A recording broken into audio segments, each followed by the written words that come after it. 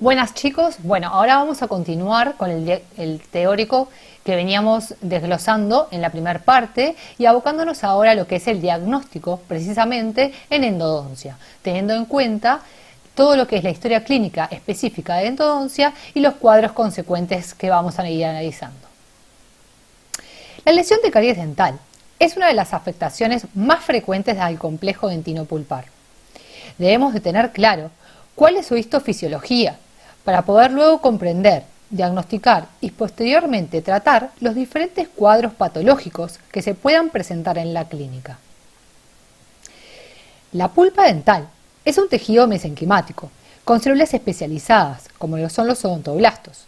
Estos están en íntimo contacto con la dentina, formando lo que llamamos complejo dentino-pulpar, determinando en sí una unidad funcional. Existen ciertas particularidades que vale la pena mencionar y repasar sobre este complejo. Como decíamos, es un tejido conjuntivo de características especiales, como lo es que el hecho de que esté encerrado entre paredes dentinarias poco distensibles, lo que limita su capacidad para aumentar su volumen durante episodios de vasodilatación y presión tisular. Por tanto, es de importancia la regulación cuidadosa del flujo sanguíneo. Además, tiene la capacidad formadora de tejidos duros, como lo es el tejido dentinario. A lo largo de toda su vida, con la dentina secundaria, que es consecuente al desgaste fisiológico de la pieza, la formación de dentina terciaria, que se forma ante agresiones externas, como lo son las lesiones de caries, procesos destructivos que no sean cariogénicos o incluso las fracturas. Y además, cuenta con la capacidad de formación de esclerosis dentinaria, que es un cambio que se produce en la dentina ante determinados agentes irritantes. Lo que tiende a hacer es a cerrar concéntricamente los túbulos a partir de dentina intratubular. Además, esta pulpa es una fuente relativamente rica de células madres, lo que da una importancia en lo que es a la reparación de la pieza, ya que estas son capaces de diferenciarse en odontoblastos y poder formar dentina reparativa, por ejemplo, ante injurias como lo pueden llegar a ser las exposiciones traumáticas. Es un órgano sensorial único, que permite señalar de forma específica un daño potencial. Posee fibras nerviosas sensitivas que podemos clasificarlas en aquellas que son mielínicas de categoría A delta y amielínicas de tipo C. Sin importar la naturaleza del estímulo, por ejemplo los cambios térmicos, las deformaciones mecánicas, las lesiones del tejido, el impulso nervioso que se transmitirá se traducirá en dolor, al no ser que estos cambios sensoriales sean muy pequeños, como cuando hacemos los test de sensibilidad. Recordemos que las fibras nerviosas mielínicas A delta son de conducción rápida y estas se distribuyen periféricamente en la pieza dentaria, en la pulpa, en el plexo de Rashkow, que está por debajo de la capa odontoblástica, y luego emiten prolongaciones que pueden llegar a terminar libres dentro de los túbulos dentinarios. Por otro lado, las fibras amielínicas de tipo C tienen una conducción lenta y transmiten un dolor de forma difusa e incluso puede llegar a ser irradiado. Ellas están localizadas en el centro de la pulpa y para llegar a generar un estímulo sobre ellas, este estímulo debe ser muy intenso. Posee un sistema microcirculatorio.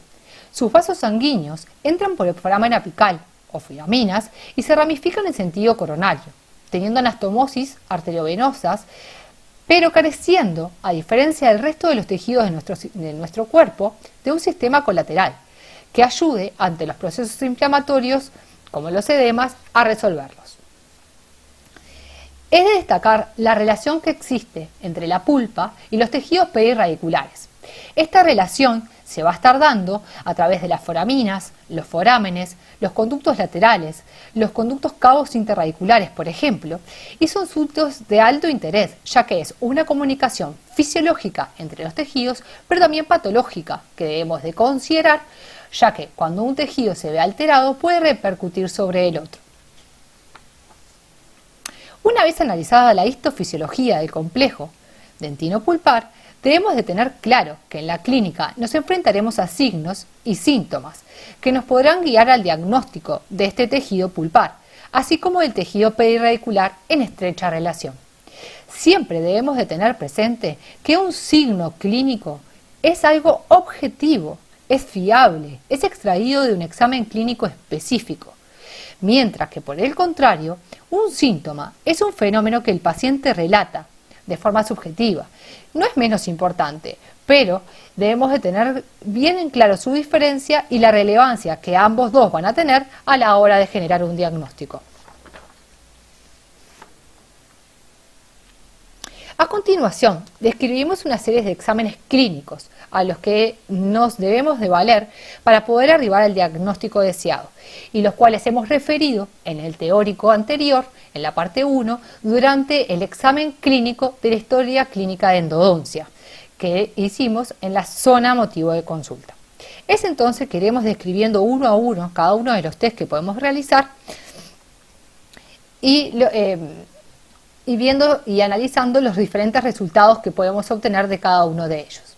Comenzamos entonces por lo que es la inspección. Se realizará visualmente, con una buena iluminación, con campo seco y con la ayuda de la tríada. ¿Qué buscamos? Buscamos discriminar el estado de la pieza, motivo de consulta. Si ésta se encuentra con un aspecto normal o si presenta, por ejemplo, un cambio de color.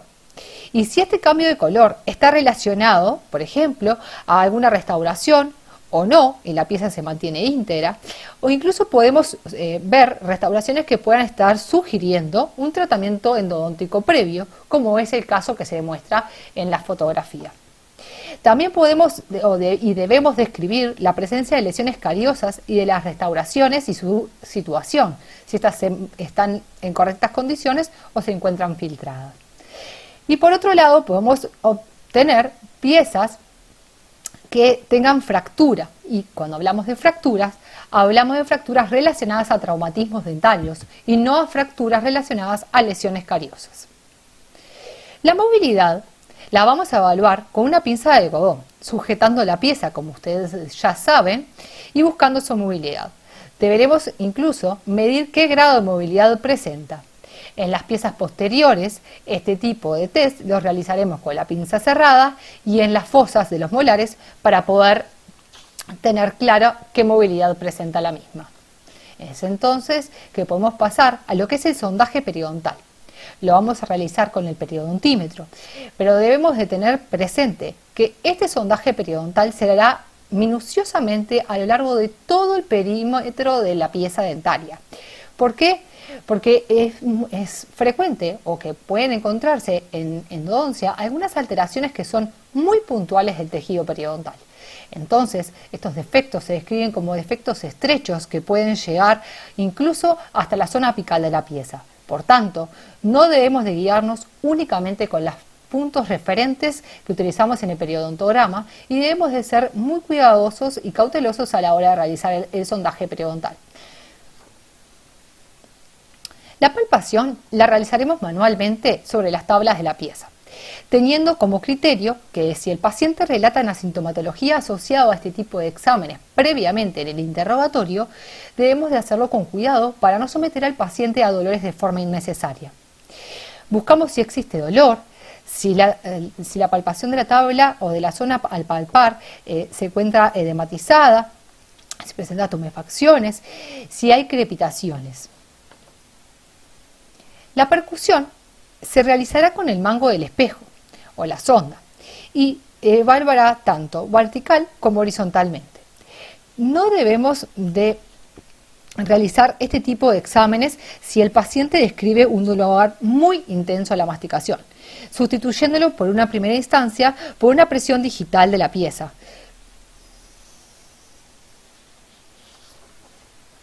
La fistulografía es un test selectivo, ya que no se aplicará a todos los casos que ustedes van a examinar.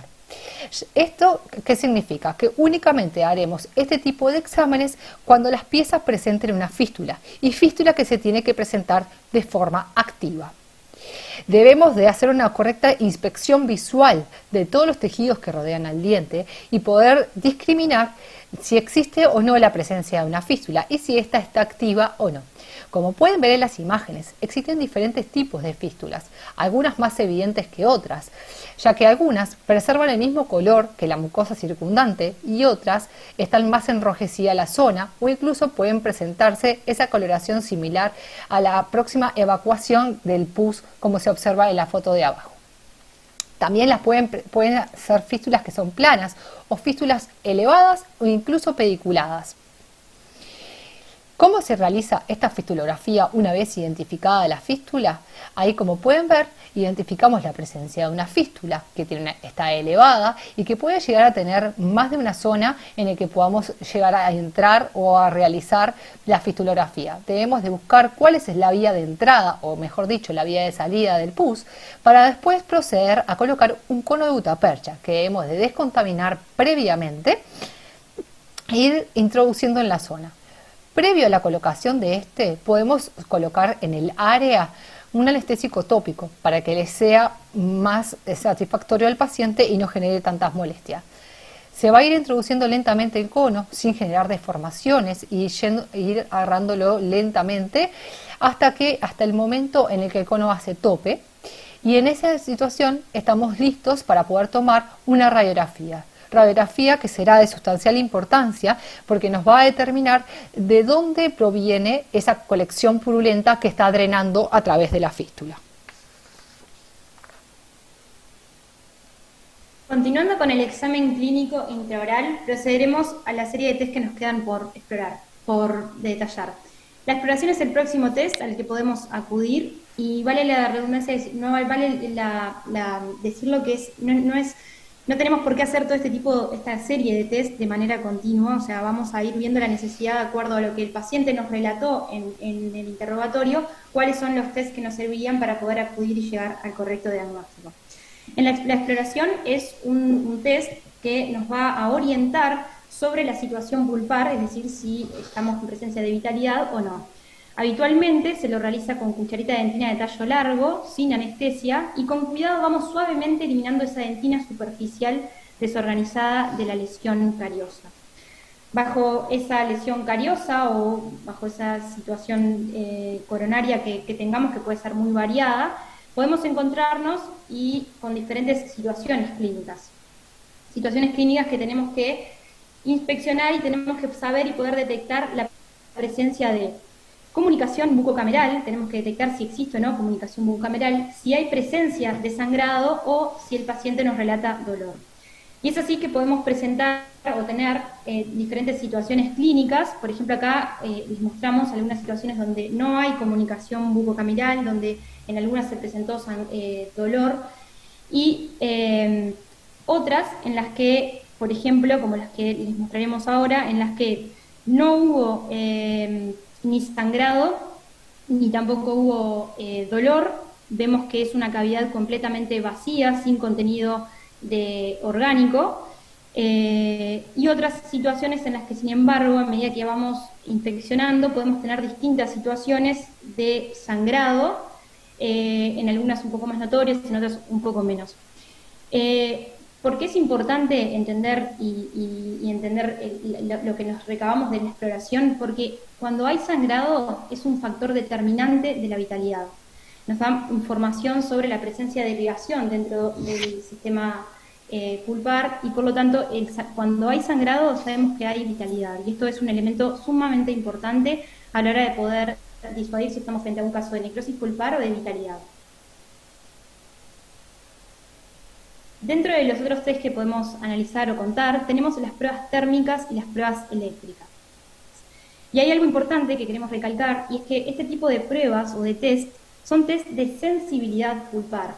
¿Por qué? Porque buscamos respuestas de las fibras nerviosas sensitivas. Y a veces puede pasar que, digamos, test de vitalidad pulpar, y esto es importante determinar una gran diferencia.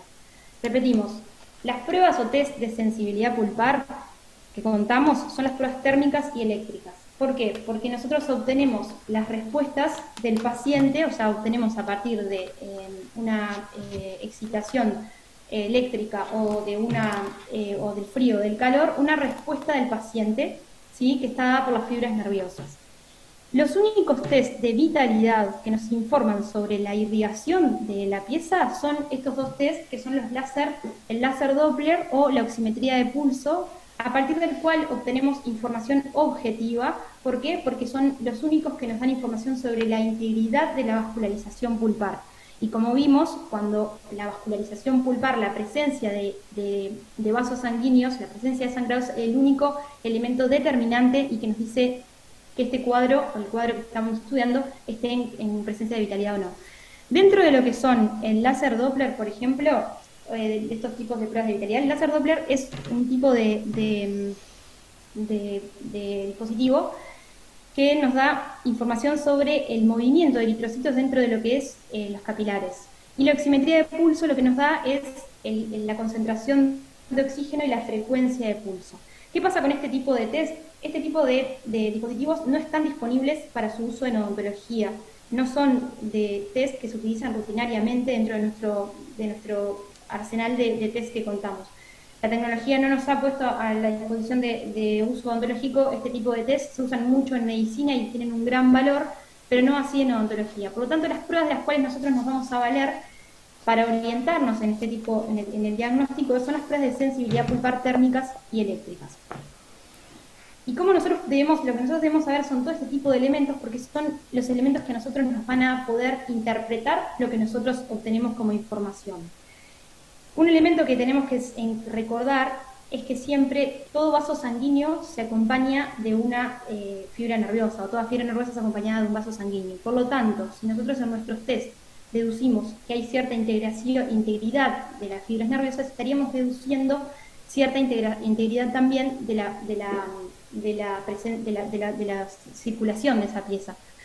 Por lo tanto, es de esta manera que nosotros debemos interpretar este tipo de test. De todas maneras, recuerden que estamos frente a un tejido biológico, un tejido que puede estar en distintas fases, así que depende de la fase del diagnóstico, del estado histológico de esa pulpa en la que nosotros estemos investigando, lo que nosotros vamos a recabar y el valor que cada test va a tener.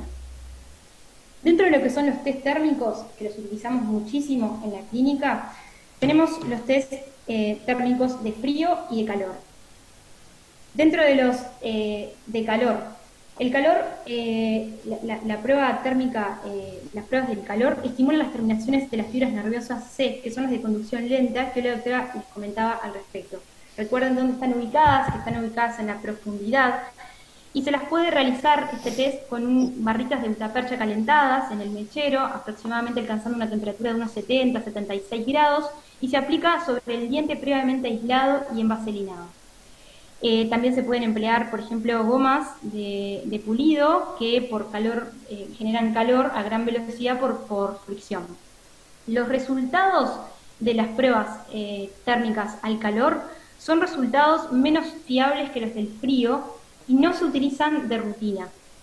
Sí nos sirven, o sea, entendiendo y recordando que las pruebas térmicas al calor, las quienes responden son las fibras nerviosas C, estamos hablando de que hay un indicio de un gran compromiso inflamatorio pulpar. Pero nosotros no los hacemos, no es un test que lo hagamos de rutina. Sí lo podemos recabar a este tipo de situaciones a través del interrogatorio, cuando el paciente acude a la consulta y comenta y relata claramente que le duele al calor, le duele con los alimentos calientes, le duele con bebidas calientes. Y esto para nosotros es una información que las tenemos que recordar y saber interpretar. Lo que utilizamos muy frecuentemente es el test de frío, y hay dos formas de hacer el test de frío.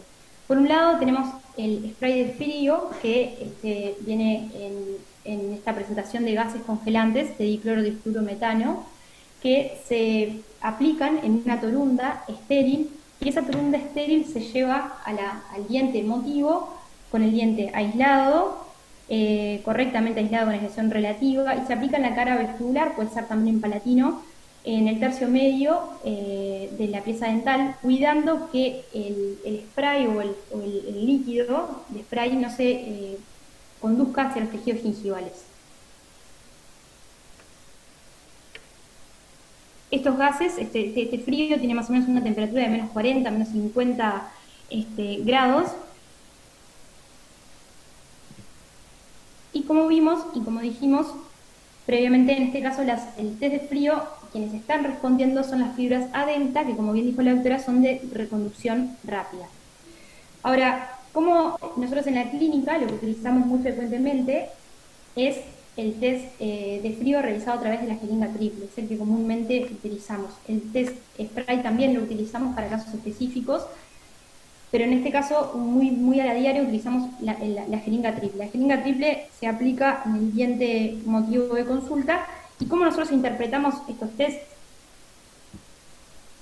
La interpretación la realizamos de la siguiente manera. Las respuestas positivas de corta duración al frío es normal en un diente con salud pulpar. En pulpas inflamadas, la respuesta es más intensa y de mayor duración. La ausencia de respuesta generalmente nos indica necrosis o también puede ser postraumatismo cuando la pulpa se encuentra en estado de shock. Debemos tener en cuenta que el test de frío también se pueden obtener falsos negativos en caso de dientes con conductos calcificados y también podemos tener respuestas falsas positivas si el frío entra en contacto con la encía o los dientes contiguos con pulpas vitales.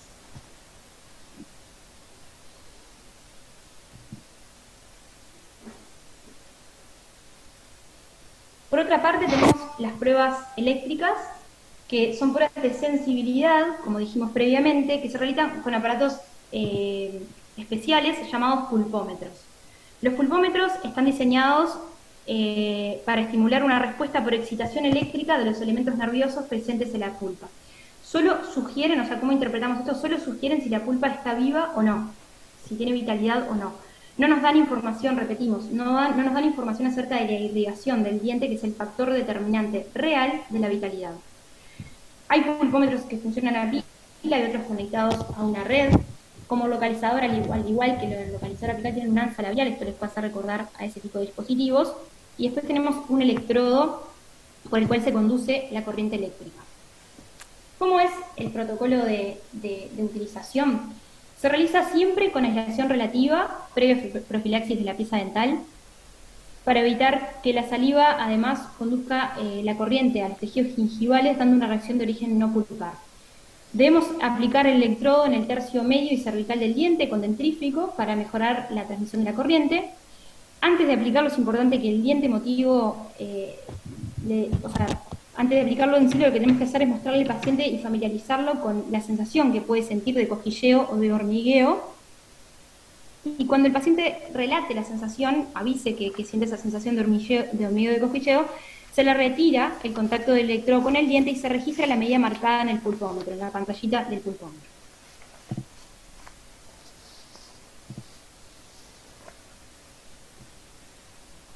¿Cómo interpretamos los datos obtenidos?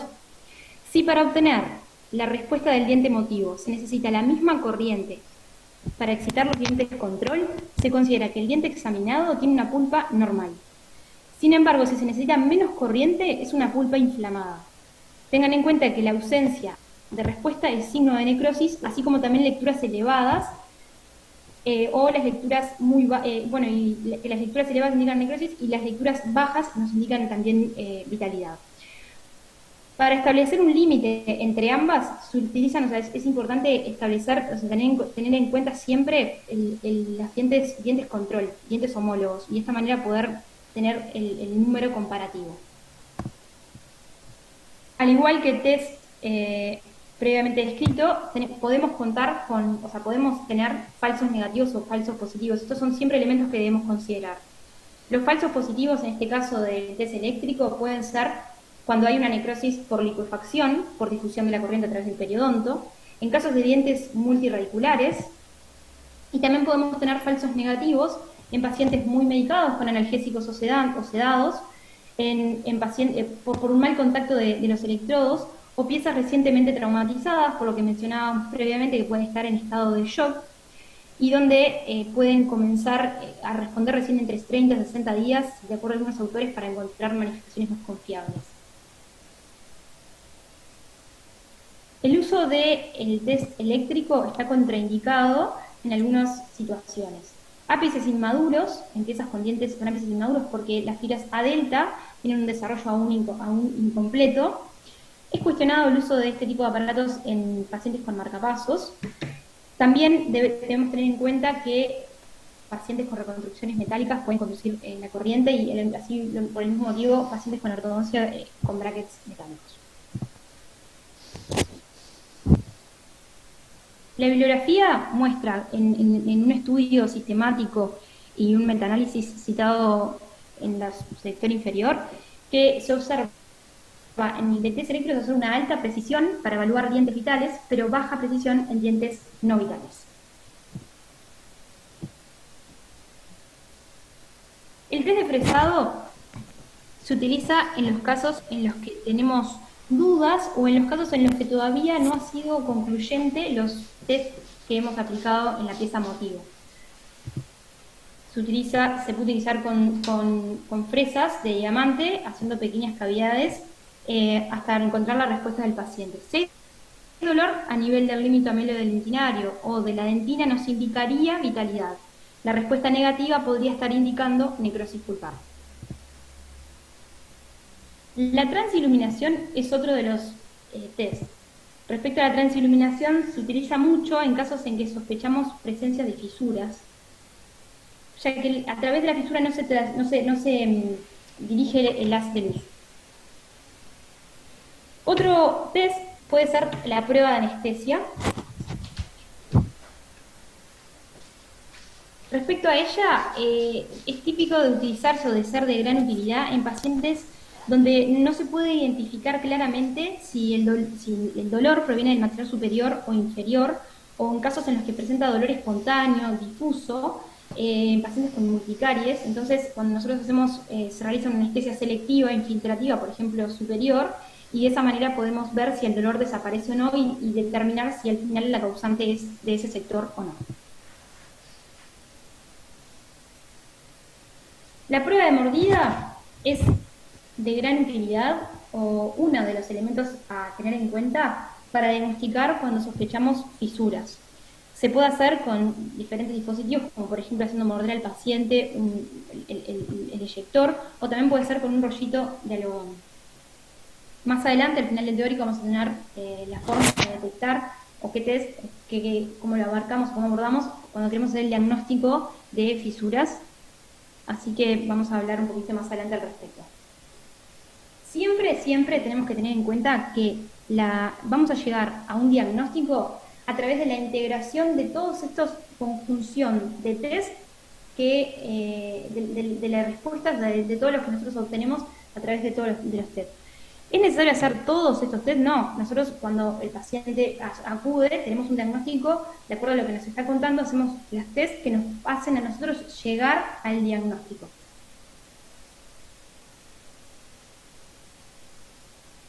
Y es así que tenemos que llegar al diagnóstico pulpar y perirradicular.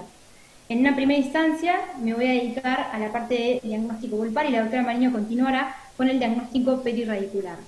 Hay una clasificación, y es de la cual nosotros utilizamos en la cátedra, que es la de la Asociación Americana de Endodoncia. Es una terminología diagnóstica propuesta por ellos, donde define los cuadros que existen a nivel pulpar y los cuadros a nivel apical. Lo que es importante siempre es determinar y hacer, como mencioné previamente, tanto el diagnóstico pulpar y perirradicular de toda pieza. Comencemos con el diagnóstico pulpar. Dentro de ellos, como vemos en la clasificación, podemos encontrarnos con pulpa normal, pulpitis, las pulpitis, ¿sí? La pulpa normal, pulpitis reversibles e irreversibles. Podemos tener además una necrosis pulpar, dientes previamente tratados o terapias previamente iniciadas. Algo que queremos destacar y recordar es los elementos histológicos que se comentaron en un inicio del teórico con la doctora Mariño para poder nosotros integrar y entender, junto con los test clínicos que acabamos de terminar de explicar, poder entender cada uno de los diagnósticos. Considerar entonces también que el diente es un elemento biológico y que esa degradación pulpar que sufre por las diferentes injurias, donde la injuria más común, como se comentó también, es la lesión cariosa, esa degradación pulpar, el paciente puede acudir en etapas iniciales de degradación pulpar, es decir, puede acudir con una pulpitis reversible, que es una de las primeras etapas, ¿sí? O puede acudir ya con una necrosis. Eso depende mucho de cada paciente, depende de su umbral de dolor, depende de varios elementos. Nosotros podemos diagnosticar un cuadro en etapas avanzadas de degradación pulpar, así como también iniciales. Y es eso lo que nosotros debemos terminar, porque depende del diagnóstico, el tratamiento. Vamos a comenzar entonces con el diagnóstico de pulpa normal. Es importante siempre determinar y saber de un tejido cómo es en estado de normalidad para poder entender la patología. El cuadro clínico de pulpa normal se presenta clínicamente en piezas que no presentan lesiones cariosas, en piezas íntegras coronariamente, o con restauraciones, o sea, restauradas, pero con restauraciones correctas, adaptadas, sin cambio de coloración. El paciente se encuentra totalmente asintomático, libre de síntomas. Y si le hacemos los test o las pruebas de sensibilidad pulpar, responde de manera normal. Radiográficamente, estos casos se presentan con normalidad perirradicular y puede haber o no evidencia de mineralización pulpar. Este es un elemento importante a considerar. Dentro de lo que es la normalidad perirradicular, recuerden, debe haber continuidad en el espesor del ligamento periodontal, un espesor uniforme y nítido tanto en las porciones laterales como apicales y una lámina dura intacta alrededor de la raíz. Entendiendo la normalidad, entendemos después la patología. Y recuerden, la pulpa normal es un diagnóstico.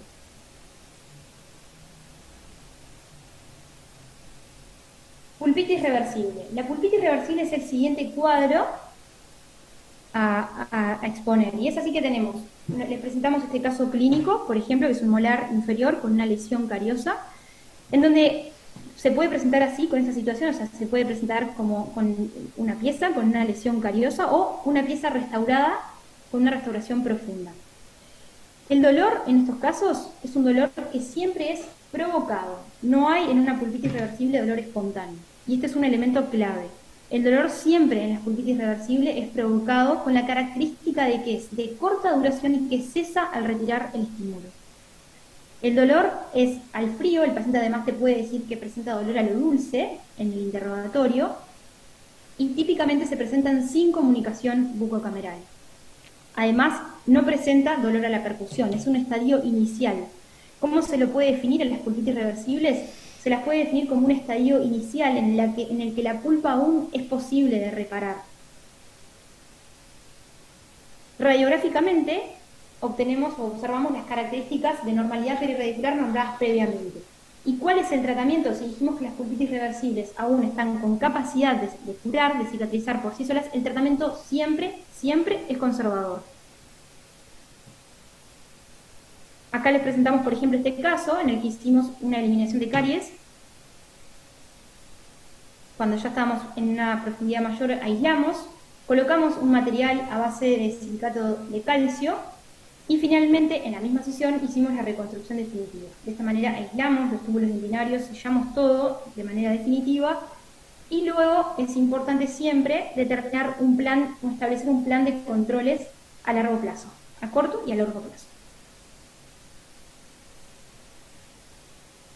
Luego el siguiente cuadro es la pulpitis irreversible sintomáticas. Y en estos casos, a diferencia del cuadro de reversibilidad, son piezas que típicamente se presentan con una situación en la que ya es imposible de reparar, es imposible de conservar esta pulpa en su cavidad, es imposible de reparar. Ya no puede cicatrizar por sí sola y debe haber tratamiento odontológico que se impone. Clínicamente, ¿cómo se presentan estos casos? Son piezas que están con caries habitualmente y sin comunicación bucocameral. De hecho, esta es una de las características primordiales a entender, de acuerdo o integrando un poco con lo que la doctora previamente comentó sobre las características particulares del tejido encerrado en paredes duras, ¿sí? Donde tiene imposibilidad de extensibilidad. Entonces, esto es lo que hace las características de este caso. Son piezas que se encuentran sin comunicación bucocameral y con una gran inflamación intrapulpar que aumenta la presión en ese sector. Entonces se presentan dolorosas, son muy dolorosas. Pero el dolor en estos casos puede ser un dolor provocado al frío que persiste al retirar el estímulo, es decir, aplicamos, el paciente ya viene dolorido, o cuando hacemos nosotros los test, el dolor es marcado, la respuesta es marcada, no es como en una pulpa normal, es bien marcado el frío, le duele, incluso persiste una vez retirado el estímulo. Y también en estos casos el dolor se puede presentar espontáneo, cuando ya el grado inflamatorio es un poco mayor, agudo, intenso, continuo. Nos puede contar además, nosotros se acuerdan que no hacemos test de calor, pero sí nos puede contar que le duele al calor, y recuerden que es cuando cuando duele al calor es porque las fibras C están involucradas, y si las fibras C están involucradas, hablábamos hoy de que había un grado de inflamación pulpar o un grado de inflamación mucho mayor. Además, puede presentarse en estos casos percusión positiva. ¿Y por qué? Por lo mismo que también comentábamos hoy.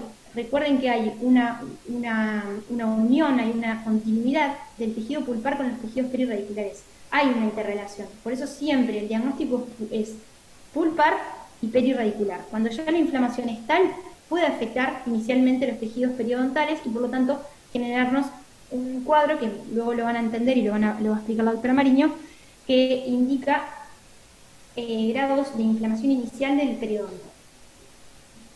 También en estos casos puede haber un dolor irradiado, cuando también estaban involucradas las fibras C, y la doctora también se los comentó.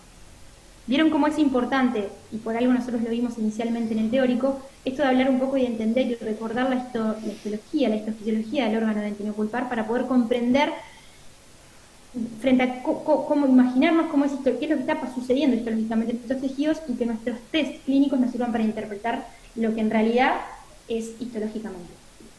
Típicamente el paciente además nos relata en estos cuadros que los analgésicos no le calman.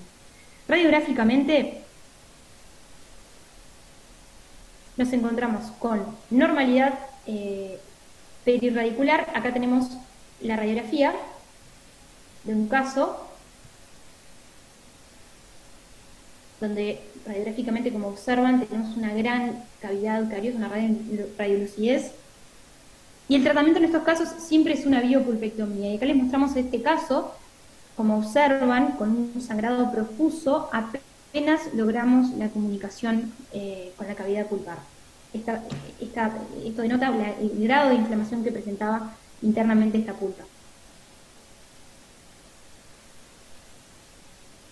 Por otra parte, tenemos las pulpitis irreversibles asintomáticas.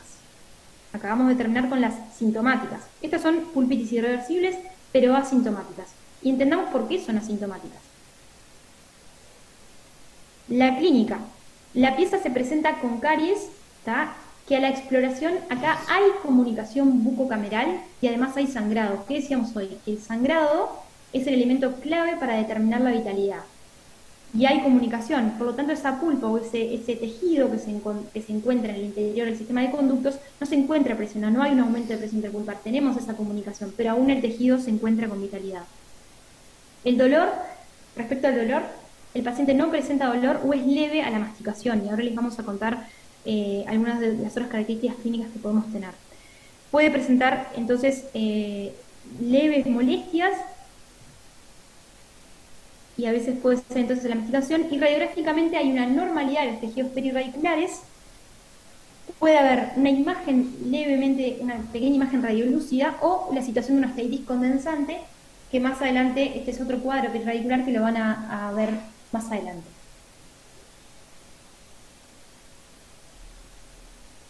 El tratamiento, como dijimos, por definición, una pulpitis irreversible ya es incapaz de curar por sí sola, es decir, el tratamiento es la biopulpectomía.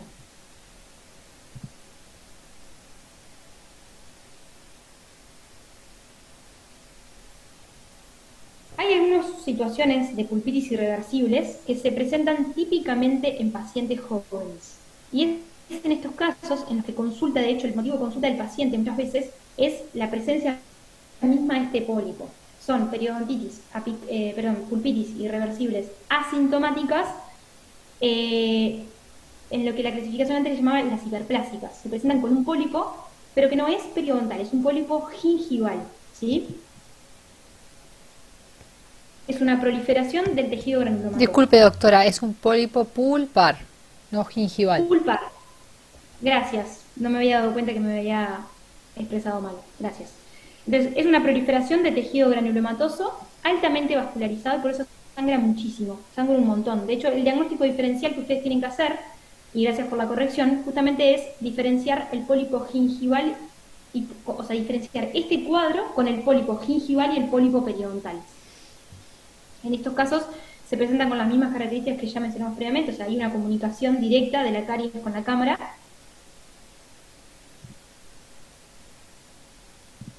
Y recordar que estos casos se presentan típicamente en pacientes jóvenes. Siguiendo con los cuadros que podemos encontrar a nivel pulpar, tenemos la necrosis pulpar. La necrosis pulpar se presenta con características muy variadas a nivel clínico. Ya tuvieron el teórico de necrosis y ya estuvieron viendo sus características y vale repasar algunas. La clínica puede ser con, podemos presentar caries profundas, restauraciones desadaptadas, podemos tener situación de microfiltración, podemos tener piezas con exposición al medio oral, podemos dar cambio de coloración, piezas que tuvieron historia de traumatismos. Son piezas que habitualmente se presentan sin dolor, asintomáticas, y radiográficamente puede haber normalidad de los tejidos perirradiculares o una radiolucidez. Aquí tenemos el caso, por ejemplo, de lo que es la pieza número 11, que se presentaba con una lesión cariosa muy extensa, sin radiolucidez perirradicular, o sea, había una normalidad perirradicular. Y sepan, por ejemplo, que en este caso debemos diagnosticar tanto el diagnóstico pulpar como el diagnóstico perirradicular. El tratamiento, como ya vimos y como ya vieron, es el tratamiento de necrosis, bien detallado por las doctoras Simón y Rodríguez. Luego podemos encontrarnos también con dientes previamente tratados. ¿Cómo es el caso de los dientes previamente tratados? Acá les presentamos un caso. Son dos casos. Son casos en que es una categoría diagnóstica, se tiene como una categoría de diagnóstico clínica que indica que el diente ya ha sido tratado endodónticamente. Los conductos radiculares ya fueron obturados con diferentes materiales de obturación u otros tipos de medicamentos. El diente normalmente no responde a las pruebas térmicas y eléctricas, y como situaciones clínicas son muy variadas. Acá, por ejemplo, tenemos el caso de las piezas de estos dos premolares. Este fue, por ejemplo, la pieza número 25, fue retratada porque había una filtración. Si bien el resultado endodóntico está mejor que el de la otra pieza, una pieza que estaba filtrada con caries. Esta otra pieza claramente tenía una longitud insuficiente de limpieza, así como también podemos encontrarnos con otras situaciones como estas, con una insuficiente, notoria insuficiente limpieza, pero acá había también una filtración coronaria, una lesión perirradicular. Es decir, en estos casos la clínica es muy variada. Por otra parte, tenemos los dientes con diagnósticos de terapia previamente iniciada. Esta es una categoría de diagnóstico clínico que indica que el diente ha sido previamente tratado mediante alguna terapia endodóntica parcial, como la pulpotomía, por ejemplo. Dependiendo del nivel de la terapia, el diente clínicamente puede o no responder a ciertos test. Aquí tenemos, por ejemplo, este caso. Radiográficamente se presentaba de la siguiente manera. El paciente había recibido el tratamiento de una pulpotomía hacía muchísimos años. Clínicamente eliminamos la reconstrucción que presentaba y nos encontramos en estos casos, sepan que la dificultad en estos casos se encuentra en que muchas veces las pulpotomías acarrean problemas luego en el tratamiento, ya que, como verán, los conductos están sumamente defendidos y por lo tanto con grandes calcificaciones, con lo cual el abordaje de estos casos puede resultar sumamente complejo. Bueno, a continuación continuaremos con lo que la doctora muy bien les ha presentado, en los cuadros que están asociados a la zona perirradicular y que acompañarán dada la comunicación que existe o la interrelación entre los dos tejidos, al diagnóstico pulpar anteriormente expresado, y habrá una interrelación muy directa entre un cuadro y el siguiente, y entre el cuadro pulpar y el cuadro perirradicular consecuente. Comencemos por describir qué es una periodontitis apical sintomática. La periodontitis apical sintomática es un cuadro que es de rápida evolución y que está asociada a la inflamación aguda del periodonto apical. La etiología ante la que responde este tipo de cuadros es muy diversa, es muy variada, y el hecho de hallar cuál es la etiología que la causó o que la motivó va a condicionar el plan de tratamiento posterior. Entonces, es de vital importancia tener claro qué tipo de patologías o qué tipo de etiologías van a ser causantes de este tipo de cuadro. Uno de ellos es la extensión inflamatoria que presentaba la pulpa. Es entonces aquellos cuadros donde la inflamación pulpar es tan grande que los mediadores inflamatorios van a empezar a extravasarse y estar en la zona perirradicular o periapical, causando entonces la extensión de la inflamación del tejido pulpar hacia estos tejidos. Por otra parte, podemos ver cuadros que estén asociados a cuadros de necrosis pulpar, donde entonces vamos a tener una interacción bacteriana dentro de ese tejido, que incluso las toxinas de ellas son las que pueden hacer que se cause esta inflamación aguda del periodonto con una colección de exudado seroso en la zona que causará una sintomatología importante. Por otro lado, tenemos otro tipo de agresiones o de afectaciones del periodonto apical que pueden llegar a causar este tipo de cuadros, y las podemos clasificar de la siguiente manera. Aquellas agresiones, por ejemplo, físicas que se van a dar durante el tratamiento de endodoncia y que pueden estar asociadas a diferentes etapas del mismo, como por ejemplo aquellas que están asociadas a la extirpación de la pulpa. Si no somos cautelosos y extirpamos el tejido pulpar de forma muy agresiva o no considerando la longitud correcta, vamos a desgarrar los tejidos y causar una inflamación de esa zona periapical, causando entonces una periodontitis apical sintomática. Por otro lado, tenemos, por ejemplo, las sobreinstrumentaciones que se van a dar cuando nosotros trabajamos con nuestros instrumentos durante la limpieza y conformación fuera del límite de trabajo y entonces irritando y lesionando activamente ese tejido. Por otro lado, tenemos lo que son las sobreobturaciones que se pueden dar con gutapercha o con selladores endodónticos, como podemos ver en las dos radiografías que les presentamos a su derecha, en el que, por ejemplo, ese canino está levemente sobreobturado con gutapercha y en la otra pieza superior podemos observar cómo se extravasó cierto contenido, digamos que es un sellador endodóntico y no así, o una medicación, y no así el cono de gutapercha. Después están otra categoría que son las agresiones químicas que se pueden dar durante el tratamiento de endodoncia. Estas agresiones pueden estar asociadas a medicamentos que podamos utilizar de forma de espera entre una consulta y otra, que son altamente agresivos, que son muy irritantes y que pueden llegar al periápice y causar una inflamación de estos tejidos, ya sea porque lo medicamos intraconducto o incluso medicaciones que son tan tóxicas y agresivas que colocándola en cámara en una cantidad muy exagerada pueden llegar incluso a formar estas periodontitis. También tenemos las agresiones químicas que pueden ser causadas por los irrigantes, ya sea porque el irrigante tenga una concentración muy elevada o porque el líquido haya sido impulsado hacia los tejidos, generando un accidente bastante desagradable para el paciente y para nosotros, que más adelante en otros teóricos tendrán el detalle de cómo podrán solucionarse.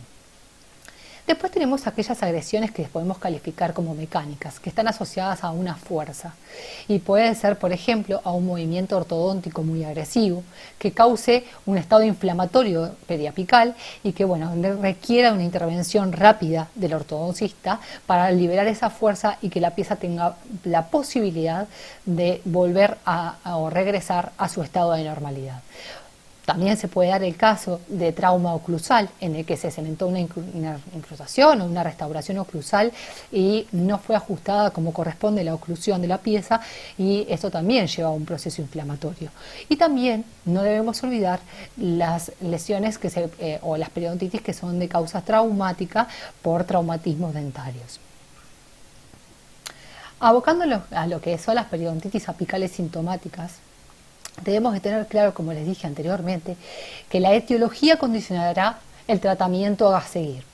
Y analizaremos cuáles son, digamos, las características clínicas que presenta el paciente. Va a tener un dolor que va a ser moderado y de moderado a intenso, sobre todo a la masticación y o a la percusión. ¿Qué quiere decir esto? Que si yo tengo ya un marcado dolor a la masticación en el paciente, debo de revisar con cautela la percusión para no causar un dolor extremo en el paciente y que pueda llegar a ser bastante complejo de manejar durante la consulta posterior, de aliviar ese dolor.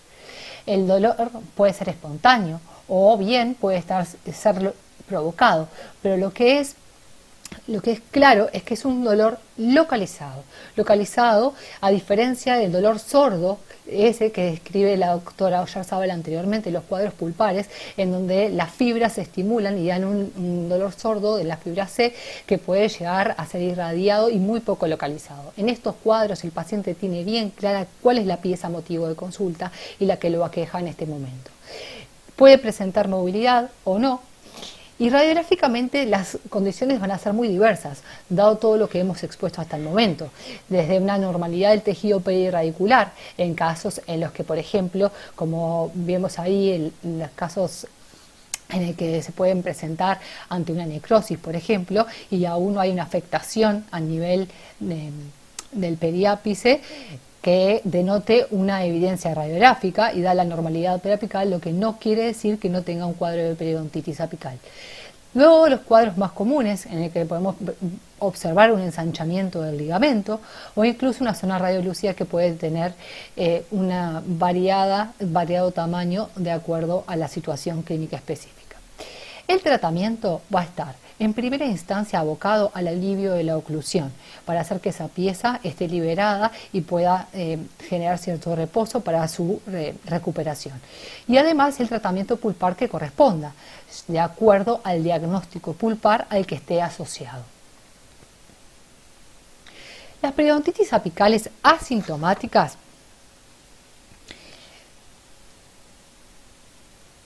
son cuadros que están asociados a una inflamación y una destrucción del tejido periapical, pero que histopatológicamente los podemos asociar a dos tipos de lesiones, que son los granulomas y los quistes inflamatorios. Este tipo de entidades serán estudiados de forma intensa en el teórico que van a tener posteriormente, junto a la doctora Vilas, de lesiones perirradiculares, y podrán entonces llegar a la conclusión de cómo poder llegar a diagnosticar o no este tipo de cuadros. La etiología va a estar asociada a cuadros de necrosis pulpar o de piezas que tengan una terapia previamente iniciada o bien ya hayan sido previamente tratados. En la clínica son pacientes que, como estamos viendo, se presentan asintomáticos, que no han tenido dolor, y los test de sensibilidad pulpar van a estar asociados a una respuesta negativa. Radiográficamente vamos a poder ver desde un ensanchamiento del ligamento hasta zonas radiolúcidas apicales asociadas al foramen o bien a conductos laterales o cabos interradiculares que debemos de interpretar muy bien. En el caso que les presentamos aquí a la izquierda, podemos ver una extensa lesión asociada al foramen tanto de la pieza 13 como de la pieza 12, que obviamente requirió de un estudio un poco más profundo por la extensión que ésta presentaba, y como anteriormente dimos en la primera parte de este teórico, cuando las radiografías perirradiculares no logran abarcar en 100% o en su totalidad la lesión que estamos viendo u observando, es una de las indicaciones de las tomografías de ascónico como herramienta para poder hacer un correcto diagnóstico y poder evaluar cuán extensa y cuánto tejido hay comprometido.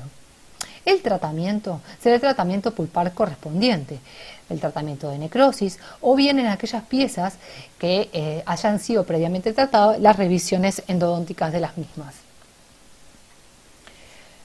Por otra parte, tenemos aquellos cuadros que son los abscesos, teniendo presente que un absceso es una colección purulenta en una cavidad y va a depender entonces de la velocidad de su formación y de la evolución que esté presente en si estos se van a clasificar en abscesos agudos o en abscesos crónicos. Los abscesos crónicos son aquellos en donde se da una reacción inflamatoria a la infección pulpar por necrosis y se puede dar en forma gradual debido a un equilibrio que se da entre las defensas del cuerpo, del organismo y los microorganismos y sus toxinas. O sea, cuán virulentos sean esos microorganismos, que no va a ser tan elevado como para que las defensas del organismo no puedan compensarla. El drenaje de la colección purulenta que se da se realizará a través de diferentes vías, a través de una fístula que, como analizamos anteriormente, puede presentarse de diferentes formas y no es más que el trayecto que elabora el pus hacia la cavidad oral para poder drenar a través de ella. O también puede darse el drenaje a través del conducto, siempre y cuando se dé una buena comunicación bucocameral. Y también pueden llegar a presentarse un drenaje a través del espacio periodontal. Cuando se da el drenaje a través del espacio periodontal, es aquí que tenemos muchas veces un defecto que es muy estrecho, a través del cual el periodontímetro transcurre libremente y puede incluso llegar hasta la zona periapical, generando un drenaje espontáneo o estimulado. La etiología, como dijimos y como hemos venido hablando, está asociado entonces, y dejarlo bien claro, a cuadros en los que tenemos una necrosis pulpar, donde hay una contaminación por microorganismos. Su presentación clínica es sin sintomatología o el dolor es muy leve y esporádico. Los test de sensibilidad pulpar, como bien dijimos recién, asociados a una necrosis, son negativos y puede existir la presencia de una fístula. Radiográficamente podemos ver una radiolucidez periapical y dado que son lesiones que pueden haber pasado o transcurrido durante mucho tiempo, la destrucción ósea puede ser muy importante e incluso pueden haber casos en los que se vea una reabsorción cementaria en la zona. Condiciones que debemos de manejar, de poder diagnosticar imagenológicamente para poder luego tener en cuenta durante el tratamiento endodóntico y cómo serán resueltas para poder brindarle al paciente una solución a su patología. El tratamiento entonces será de endodóntico de necropulpectomía. El absceso apical agudo, por el contrario, es de rápida instalación. Está causando un dolor muy intenso en el paciente. Se da en cuadros, como vimos anteriormente, de necrosis y cuando la virulencia bacteriana genera una destrucción tan grande de los tejidos que el organismo no le da el tiempo de poder compensarlos. Clínicamente, es un paciente que presenta un dolor, una sensibilidad muy importante. Incluso puede llegar a sentir que el diente es como si estuviera extruido. Puede presentar movilidad y tumefacción de los tejidos blandos, acorde a qué? Acorde a la etapa evolutiva en la que ese absceso se encuentra. ¿Cómo se clasifica? Se clasifica en 3 etapas, teniendo la primera etapa asociada a la colección purulenta en la zona periapical. Es entonces que todos estos datos anteriormente descritos de la presentación clínica se van a dar en toda su presentación. Sin embargo, cuando el pus empieza a alejarse de lo que es el periápice, quizás el paciente no sienta que la pieza está tan extruida, porque el pus empieza a alejarse y llega a alojarse en el subperióstico, distendiendo el periósteo óseo y causando un dolor extremadamente agudo en el que la palpación será realmente positiva y a veces hasta intolerable para el paciente. Y en una etapa de 3 es cuando ese pus ha logrado vencer el el periósteo, y ha logrado invadir los tejidos submucosos adyacentes, creándose ya submucoso. Es entonces que ya la pieza dentaria no estará tan sensible y podremos tener otras características clínicas, sí asociadas a mucho dolor, pero que ya van a estar vertiendo el surco, teniendo una fluctuación en el lugar, evidenciando allí que la colección purulenta está presente. Hay otras veces que esa colección purulenta, en vez de dar una colección submucosa, puede llegar a generar una celulitis facial de diferentes tipos, y todo estará acorde a cómo la pieza está dispuesta en la boca y sus planimetrías musculares, para ver hacia dónde es más frecuente que éstas drenen. No debemos de olvidar que los test de sensibilidad nos darán negativos siempre, y que el paciente puede llegar a tener algún toque general de fiebre y decaimiento e incluso linfadenopatías asociadas. Radiográficamente, acá tenemos un ejemplo en el que una vez fue abierta la pieza, drenó espontáneamente, y la radiografía, como podemos observar ahí, estaba asociada a una gran área, a un área muy extensa radiolúcida, en el cual, por ejemplo, en este caso se impone, dado que los ápices de otras piezas están involucradas a la lesión, hacer un correcto diagnóstico para poder evaluar cuáles son las piezas comprometidas y cuáles no lo están. Y en este caso debemos de valernos de los test de sensibilidad pulpar, ya que sabemos que todas aquellas piezas que tengan un test de sensibilidad pulpar positivo, podemos sospechar que no están involucradas con este tipo de lesión, al menos en este momento. No quiere decir que posteriormente puedan llegar a estarlo, pero de momento un test de sensibilidad pulpar positivo no se va a asociar a este tipo de cuadros. El tratamiento va a estar asociado a que al drenaje de la colección purulenta es extremadamente necesario, y se realizará de acuerdo a la etapa evolutiva en la que se presenta el cuadro. De acuerdo a dónde se encuentre la colección purulenta en ese momento, es donde podremos hacer el drenaje de la colección. Y además, por supuesto, debemos de realizar el tratamiento de necrosis correspondiente, dado que es la fuente o la etiología causante de este cuadro. Por otro lado, y cambiando un poco lo que veníamos hablando de la destrucción de los tejidos, es que podemos encontrar este tipo de cuadros en el que lo que se da es una lesión que, a diferencia de las anteriores, es una lesión asociada a una hiperreactividad osteoblástica, donde la lesión se ve radiopaca y se ve difusa, se ve asociada al periápice, y esto se da en cuadros de vitalidad pulpar, donde la agresión se va dando con un estímulo crónico de baja intensidad, lentamente, y siempre se asocia a pacientes jóvenes que tienen una capacidad pulpar muy activa, y hay mayor incidencia en los molares inferiores. ¿Cuál es el tratamiento? El tratamiento que se plantea en estos casos es el tratamiento de biopulpectomía, realizándolo y planteando los posteriores controles correspondientes para poder ver la regresión de esa lesión. Bueno, muy bien. Una vez ya presentados todos los diagnósticos, tanto pulpares como perirradiculares, nos es de vital importancia que puedan llegar a concluir qué cuadros son capaces de coexistir con una pulpa vital al nivel perirradicular. Si yo presento una pulpa vital, el tejido periapical se puede presentar sin alteraciones cuando la agresión no ha llegado a comprometer este tejido, o, por el contrario, puedo presentar una alteración con una periodontitis apical sintomática cuando la inflamación, como hablamos, es tan extensa que logra inflamar estos tejidos, o cuando la inflamación o esa agresión pulpar se va dando lentamente, podemos llegar a causar un cuadro de osteitis condensante. Por otro lado, todos aquellos cuadros de pulpa no vital que se asocian a la región perirradicular van a ser, o sea, si yo tengo una necrosis pulpar, puedo tener un tejido apical normal, porque la afectación de esa necrosis todavía no ha generado una afectación a ese nivel, al nivel perirradicular, o puedo llegar a tener alteraciones causando o una periodontitis apical sintomática o una periodontitis apical asintomática, o por otro lado, cuando ya la colección no es serosa y pasa a ser purulenta, la colección es de abscesos, que de acuerdo a su presentación pueden ser abscesos apicales crónicos o abscesos apicales agudos.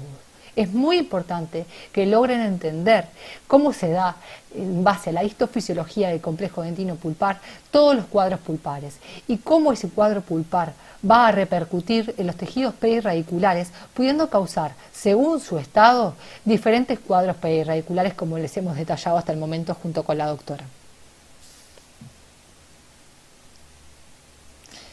Por otra parte, tenemos un cuadro clínico que no está dentro de la clasificación que les presentó la doctora Oyarzábal y es un cuadro que requiere de especial atención. ¿Por qué? Porque tiene una alta incidencia que cada vez es más frecuente y además es un cuadro que de muy difícil diagnóstico. ¿Por qué? Porque es un cuadro que da muchas confusiones y que muchas veces los síntomas son muy difíciles de reproducir y son los dientes fisurados.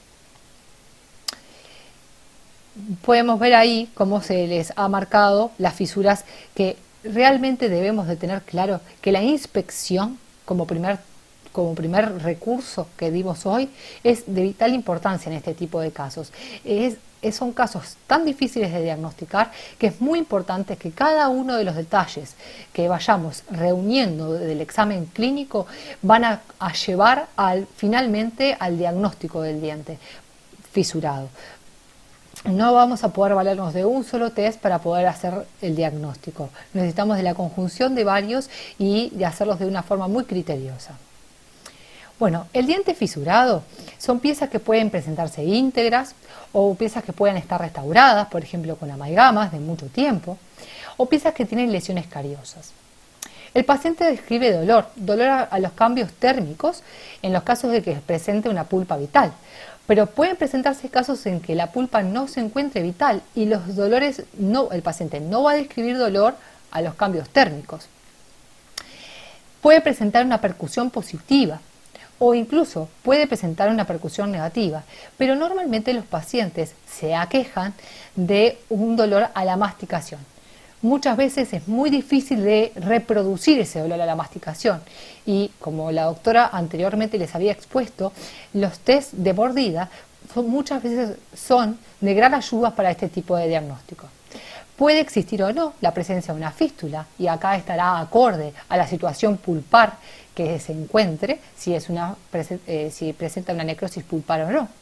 Y al sondaje periodontal podemos encontrar defectos estrechos que incluso deberían estar en relación con esa fisura que observamos a la inspección, en las fisuras coronarias, que ya tienen una extensión a nivel radicular y que hacen que las fibras del ligamento periodontal se desinserten, dado que existe ahí una fisura, una marca en la raíz que no permite la correcta fisiología del lugar, y el sondaje periodontal da un defecto estrecho.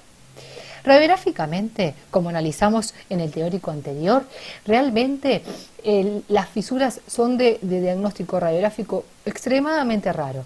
Normalmente no vamos a poder diagnosticarlas radiográficamente. ¿Por qué? Porque no hay una separación de los trazos. No es una fractura, es una fisura, es una marca en el diente, que si bien tiene actividad, no ha llegado a completarse la fractura. Sin embargo, hay algunos casos en el que se da una imagen característica en J, en la que ese sondaje periodontal lo unimos a que hay una pérdida de inserción de ese ligamento y además cuando se asocia a un cuadro, por ejemplo, de necrosis con una lesión perirradicular, esta se une con esa lesión periodontal hacia cervical y son los cuadros que realmente tienen un pronóstico extremadamente reservado por la gran destrucción que ya existe y por la posible extensión profunda de esa fisura.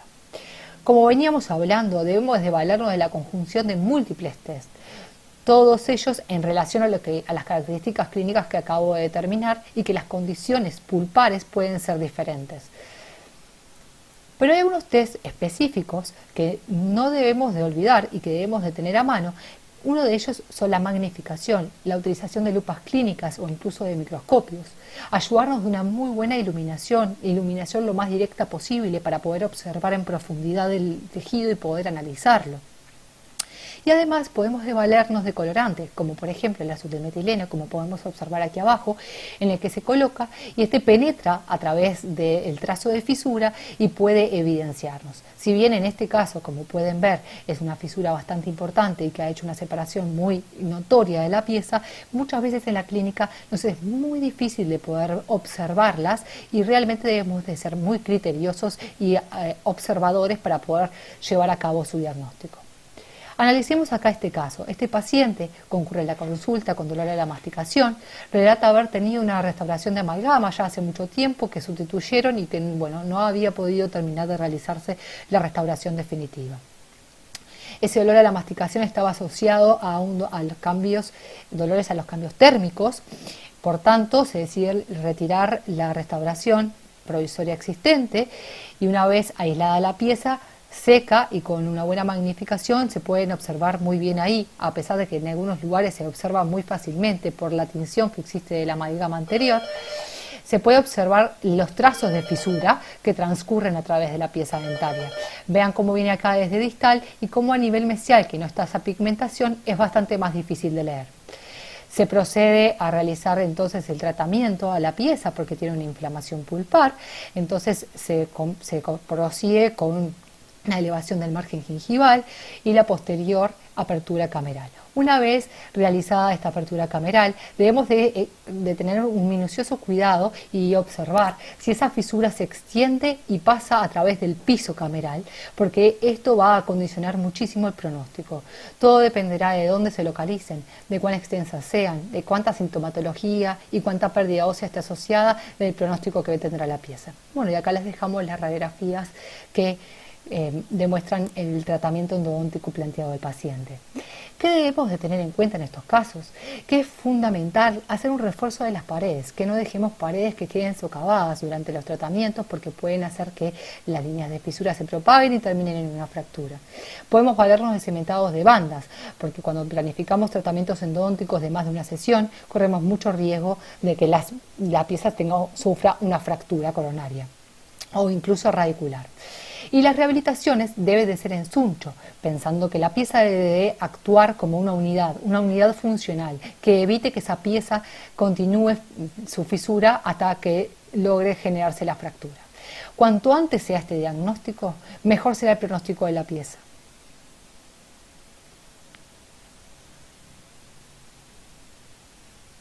Por último, y para concluir, debemos entender que nosotros llegamos a un diagnóstico clínico presuntivo. El único elemento que nos da la situación real de esa pulpa es la histología, que en condiciones clínicas, por obvias razones, no lo podemos obtener. Por lo tanto, nosotros llegamos a un diagnóstico clínico presuntivo de un tejido que es biológico y que, por lo tanto, nosotros para facilitar la comprensión y de modo didáctico se clasificaron los cuadros clínicos, pero recuerden esta situación, ¿sí? Nosotros armamos este teórico pensando en expresar la importancia de integrar la histología, la interpretación de los test clínicos que hay y qué interpretación debemos tener de lo que obtenemos para poder llegar a un correcto diagnóstico. Recuerden que el diagnóstico al que llegamos lo debemos hacer siempre con pensamiento crítico y no se puede llegar, es como un puzzle, el diagnóstico es como un puzzle y no se puede llegar a partir de una sola pieza de información aislada, debemos lograr una integración.